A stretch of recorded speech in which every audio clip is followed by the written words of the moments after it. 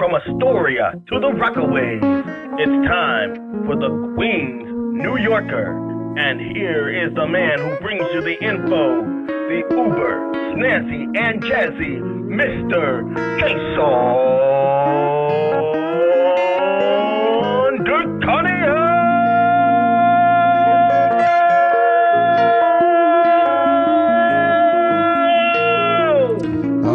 Thank you, Jason Kelly. What a guy. He's got the voice, friends.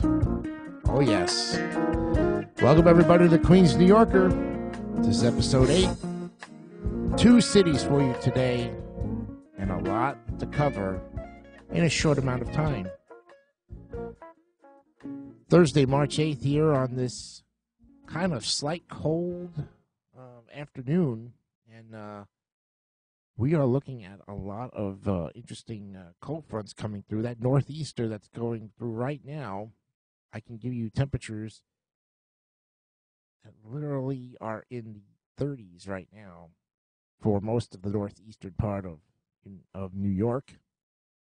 I can give you temperatures that are going to go down into the teens, lots of snow, and they're fighting pretty much, one of the coldest winters I think they've ever faced up there in the borough, and for the matter, the entire state of New York is under a watchful eyes of a lot of snow and sleet and freezing rain, and well, that's the weird weather we've been having up there. But down here in Florida, we're kind of getting that cold front that's stretching as far down as Central Florida, and here today, I think last night was 47 degrees, and for some Floridians, that's cold. So I would not doubt for any reason whatsoever that it's going to get even colder tonight, especially if you're near water or a lake or a river, and there's a lot of area in Florida that has lakes and just, standing water where it can get very, very cold sometimes, and the wind chill factor can bring it down to even 32 or even 22, depending on where you are. Well, I said we've got 2 interesting areas to cover, and the first one is Bellerose. And we looked at Bayside last week, and we're going to look at Bellerose today. It's a middle-class neighborhood on the eastern edge of the New York City borough and along the border of Queens and Nassau County, that adjacent to Bellerose Village and Bellerose Terrace in Nassau County, and from which it is separated by Jericho Turnpike. The neighborhood is part of Queens Community Board 13. The northern edge of Bellerose is separated from another part of the Nassau border by the neighborhood of Floral Park. Queens to the east and divided by Little Neck Parkway. The neighborhood consists predominantly of detached houses with mostly Indian American, European American, and working and middle-class populations. And while the northeastern section of Queens Village is sometimes referred to as part of Bellerose, it is also called Bellerose Manor, which is recognized by the U.S. Postal Service as an acceptable alternate to Queens Village and Jamaica in postal addresses. Well, based on the data from the 2010 United States Census, the population of Bellerose was 25,287, which was an increase of 823. From the 24,464 counted in 2000, covering an area of 1,258.85 acres. The neighborhood had a population density of 20.1 inhabitants per acre, and the racial makeup of the neighborhood was 31.5 white, 7.4 African American, 0.2 Native, 38.8% Asian, 0.2 Pacific Islander, 2% from other races, and 3.7% from 2 or more races. Hispanic or Latino of any race were 16.1% of the population. Bellerose's public schools are operated by the New York City Department of Education, mostly in part of District 26, but some areas are in District 29. The neighborhood's nearest high school is Martin Van Buren High School in Queens Village.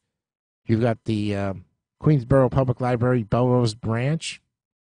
New York City Buses serves Bellerose on the Q43, 46, and 36 on Little Neck Parkway on weekdays, and the X68 Also served by Nassau Inter-County Express on the N22. Hillside Avenue, Jamaica Avenue, and Union Turnpike are the major east-west estuaries. The closest railway station is the Belrose Station, located outside the city limits on the Hempstead branch of the Long Island Railroad. Let's see, Evan Handler, Shannon Tavares, they are notable people. You've got the Creedmoor Civic Association, Rocky Hill Civic, Belrose Commonwealth, and the Belrose Hillside Civic Association as some external links. Now for an article from the Queens Chronicle. This was dated back in last year, June 15, 2017, by Ryan Brady, who is the associate editor. Says Richard Helen Brett loves Belrose, and he warns a 4-story building going up at a Jericho Turnpike and Little Neck Parkway could be a nightmare for drivers in the neighborhood. We were asking for the Department of Transportation to do a study or at least a review on it, Helen Brett, the executive vice president of the Queens Civic Congress, told the Chronicle, because that particular point on Little Neck Parkway is very busy.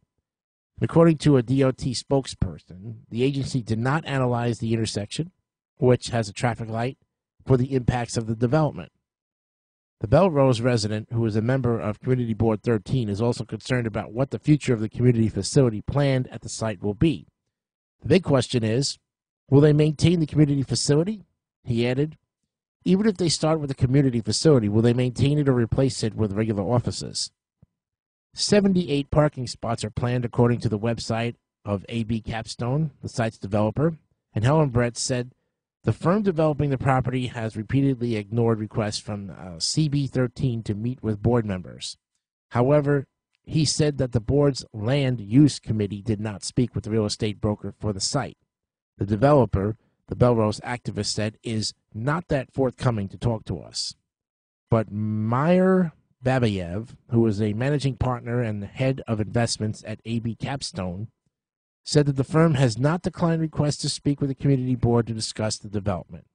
On the contrary, we typically meet with all neighbors and bid groups and community boards when requested to do so on any project, including meeting with all the current neighbors of this particular development, he said in an emailed statement, and we are constantly and consistently keeping all the neighbors in the loop regarding the project. You can read more of this article. We will post it for you for the episode, sending you a link. Thank you, Ryan Brady, for that article. That is a look at Belrose. Now, let's take a look at the next city in northeastern Queens, College Point. It's a working middle-class neighborhood in the New York City borough. It's located north of Flushing on Flushing Bay and the East River, also part of the Queens Community Board 7. Willets Point Boulevard and the Whitestone Expressway are off of the neighborhood's approximate boundaries with Flushing and Whitestone, respectively. College Point also borders Willets Point at the Flushing River at the extreme southwest corner. And the 109th Precinct of the New York City Police Department serves College Point. It's also a diverse community, mostly residential, with some industrial areas. Well, College Point was named for St. Paul's College, a seminary founded in 1835 by the Reverend William Augustus Muhlenberg. The college closed around 1850, and former names include Lawrence's Neck, Two's Neck, Flammersburg, and Stratton's Port. The original European settler of this area was Captain William Lawrence. He was also the largest landholder of the original incorporators of the town of Flushing, and now in Queens. He arrived in America on the ship Planter in the 1630s, and he married the oldest daughter of Richard Bullrider Smith, who founded Smithtown on Long Island. With his first wife, he had a son, William Jr., who married the Smith's younger daughter. And in 1854, the German-American industrialist Conrad Pappenhausen arrived, already a prosperous manufacturer in Brooklyn of hard rubber goods. He expanded his operation to small farming community. And College Point became a factory town primarily for his workers, most of them German immigrants like himself. And the tycoon became a philanthropist, contributing to churches, libraries, and the Pappenhausen Institute, which is an educational beacon of College Point. He is also responsible for the first free kindergarten in America. He connected College Point to Flushing to the Flushing and North Side Railroad, and later called Whitestone Branch. Monument of College Point Boulevard, one of the main streets in College Point, stands testament to Pappenhausen. College Point became a center for breweries and day trip resorts, and in the 1920s shifted towards airplane parts manufacturing. In 1997, the Queens Historical Society bestowed a Queen's Mark award on College Point in hopes of encouraging historical preservation of local landmark architecture. Based on the 2010 United States Census, the population of College Point was 24,275, an increase of 2,868 from the 21,407 counted in 2000. Covering area of 1,148.84 acres, the neighborhood has a population density of 21.1 inhabitants per acre. Racial makeup of the neighborhood was 32% white, 2.3 African American, Native American 27.9, Asian none. MTA Regional Bus Operations provides public bus service to the College Point via the Q20, 25, 65, 76 lines. No New York City lines have ever been built to the area. And although a spur from the IRT Flushing line was proposed during much of the early 20th century, the Long Island Railroad's Whitestone branch used to run near the area. Some notable structures, you have the Academy Mailbox and Intercom Company, the College Point Little League Building, Farrington Service Station, First Reformed Church, Flessel's Restaurant, Flushing Airport, Pappenhausen Institute, the library, the Seicher Court, and the Spangelberg Mansion. Let's see, you have McNeil Park, Pappenhausen Playground, College Point Park, Powell's Cove Park, Frank Golden Memorial Park. Sports, got the College Point Stars, the Little League. Let's see, Dave Gallagher, Steve Carstay, and Conrad Pappenhausen are some notable people. And let's look at Conrad Pappenhausen, the benevolent tycoon. This is from Newsday. Let's see if I even can get this right. Let's see if this is the article. Nope, doesn't look like it. Well, it's one of those broken links sometimes that, doesn't get there. All right, and that's a look at College Point. And we still got more time, so let's see what else we can do here. Maybe we'll cover 3 cities. Let's go to the next one in our list. It's Douglaston. It's an upper middle class community in New York City. Comprises 6 distinct neighborhoods: Douglas Bay, Douglas Manor, and Douglaston Hill, and they're all located north of Northern Boulevard on the peninsula abutting Little Neck Bay. Douglaston Park, and is located between Northern Boulevard and Long Island Expressway. 2 areas south of the expressway, Winchester Estates, and an area simply known as Douglaston. The neighborhood is part of Queens Community Board 11 and New York City School District 26. Douglaston is located on the north shore of Long Island, bordered to the east by Little Neck and to the west by Bayside. Douglaston has 2 zip codes, 11362 and 11363. Douglaston represents one of the least traditionally urban communities in New York City, with many areas, particularly those north of Northern Boulevard, having a distinctly upscale suburban feel similar to that of Nassau County towns located near, such as Great Neck. The area is also known for its historical society and other civic groups, notably the Douglaston Civic Association and the Douglaston Manor Association. The earliest known residents of the area that would become Douglaston were the Matencock Native Americans. Early Dutch settlers were drawn to the area by the rich land and abundant fishing. Thomas Hicks settled the area in 1656 on a peninsula first called Little Mandan's Neck. In 1796, his estate passed to Thomas Wicks, and in 1819 to Wyant Van Zandt, who was a wealthy merchant who built a large Greek Revival mansion in the area. Today, the mansion houses the Douglaston Club, which is a private club with tennis courts, social activities, and swimming pools, In 1835, George Douglas bought about 240 acres of land along with Van Zant's mansion.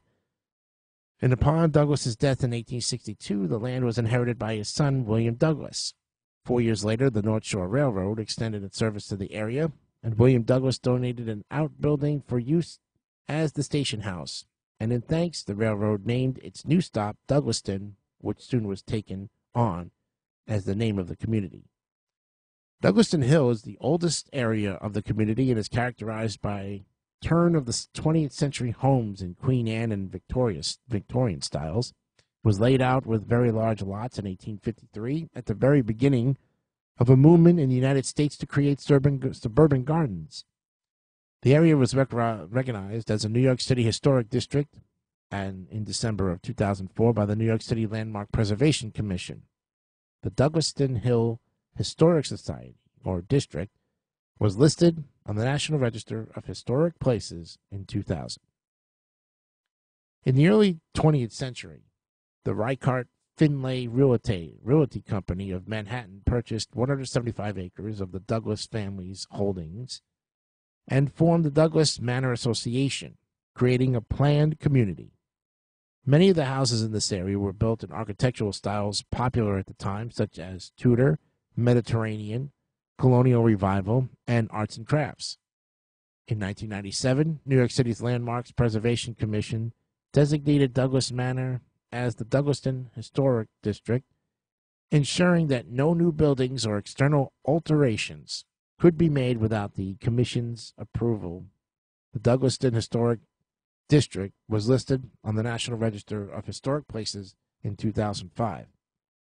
Other areas of Douglaston were developed during the latter half of the 20th century. Douglaston Park contains a mixture of large, older homes as well as capes, Tudors, and ranch-style homes dating back from the 1960s. The areas adjacent to the Douglaston Shopping Center are occupied mainly by attached single-family homes built in the 1950s through the 70s. Beach Hills, which is Deepdale, and another development known colloquially as the Corvettes houses, due to the former proximity of an E.J. Corvette department store, as well as four-story condominiums added in the mid-'80s. In addition to the Douglaston Historic District and Douglaston Hill District, the Allen Belleville House and Cornelius Van Wyck House are listed on the National Register of Historic Places. Several parks are under the administration of the New York City Department of Parks and Recreation. To the west of Douglaston along the waterfront is Alley Pond Park, which is a 635-acre wildlife and bird sanctuary and home to the Queen's Giant, which is the oldest known tree and living thing in New York City. To the east along the water is Udalius Cove, which is a 90-acre wildlife sanctuary. Because northern Douglaston is surrounded by water, many residents take advantage of the waterfront. The Douglaston Yacht Squadron is the local yacht club, and there is also a junior yachting program called the DJYS, which teaches youngsters under the age of 16 years how to sail. It's part of the Douglaston Club, a country club based in Van Zant's original mansion in Douglaston Manor. The Douglaston Club is also a site of various community events such as the Douglaston Chess Congress annual championships, which decides the community's best players. Sailing is also a popular spot in the community, and southern Douglaston has an 18-hole par 67 golf course, formerly known as the Northern Hills Country Club. The 104-acre course opened in 1927 and became a municipal golf course in the 60s. The Douglaston Golf Course underwent significant renovations in 2004. The course is situated at one of the highest points in the borough of Queens, providing picturesque views of the Manhattan skyline, and it also has a restaurant, too, as well. And there's plenty of residents there as well, too. So, for education, you have the Immaculate Conception Center, formerly a college-level seminary named Cathedral College of the Immaculate Conception and owned by the Roman Catholic Diocese of Brooklyn. It's located in southern Douglaston. It's a large conference center hosting diocesan events and activities, including language immersion classes, lay ministry preparation, adult continuing education, seminarian instruction, parish retreats, and also hosts community civic conferences. For the fall of 2011, all administrative offices will be relocated, and the building will be host to 80 undergraduate seminarians studying at nearby St. John's University, in addition to retired priests from the Diocese of Brooklyn. You've got PS 98, PS 221. You also have these schools feed into Lewis Pasteur Middle School, which hosts children in grades 6 through 8. After middle school, Douglaston's public school students are zoned for Benjamin N. Cardoza High School in neighboring Bayside, Divine Wisdom of Catholic Academy, and that's a private school with classes from the preschool level to the 8th grade. PS 811, the Multiple Handicap School of Queens, is devoted to students with physical and mental disabilities, and it is an elementary school for grades 1 through 6. Before it was designated the Multiple Handicap School of Queens, it was known as PS 187 and served as an elementary school for mainstream children in grades 1 through 6. Wow. As you can see, Douglaston, a lot to offer. 3 neighboring cities, folks. Good stuff. Next week, we start Flushing with a lot of little suburban cities to go along with it. Let's take a look at our tally totals for our stats for the Mixcloud Queens New Yorker page. Currently, right now, we have 169 followers following us. Thank you for your continued support of the Queens New Yorker. This is show number 8. Total plays, 72. Minutes listened, 1,126. 24 favorites, no comments, and 1 repost. Doing well here on the show. Thank you for joining me here this week. Next week, we will look at Flushing. From all of us here at the WJDC studios in beautiful Winter Park, Florida, I'm Jason DeCanio. Have yourself a great day. Stay warm. And remember, be honest, be real, and keep it simple, stupid. Kiss. Bye-bye.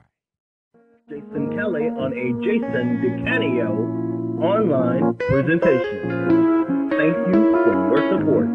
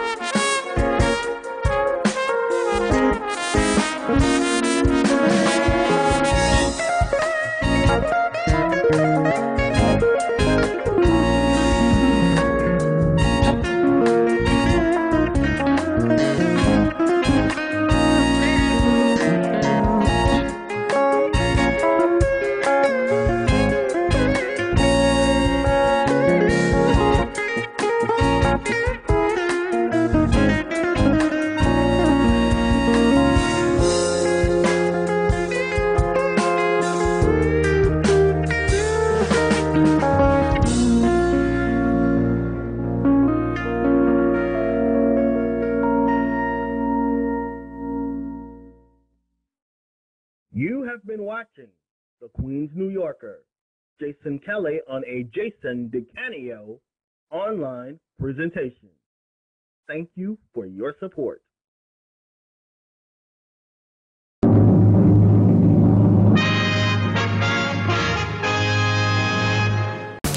Don't forget to subscribe to the David Dyson Network for great more content like this one.